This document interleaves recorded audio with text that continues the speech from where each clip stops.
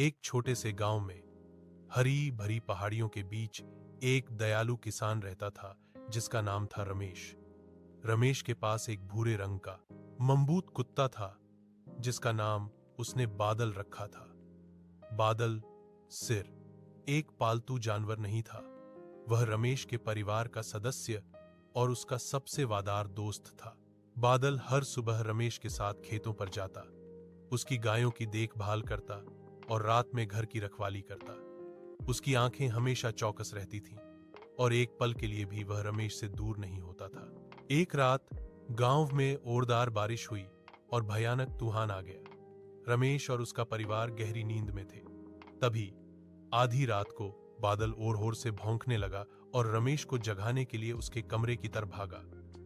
रमेश को लगा कि शायद बादल को कोई डर लग रहा है, लेकिन बादल ने उसे अपनी पूंछ पककर बाहर खींचना शुरू कर दिया।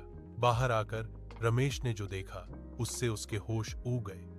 भयंकर बारिश के कारण उनके घर के पीछे का टीला ढहने लगा था और पानी का तेज बहाव उनके घर की नींव को कमजोर कर रहा था।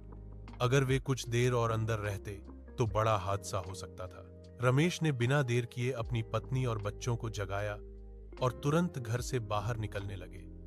जैसे ही वे सब सुरक्षित बाहर निकले, उनके घर का एक हिस्सा तेज बहाव में ढह गया। रमेश ने बादल को गले लगा लिया, उसकी आंखों में आंसू थे। बादल, तुमने आज हमारी जान बचाई है। तुम सिर्फ एक कुत्ता नहीं, तुम ईश्वर का भेजा हुआ वरदान हो।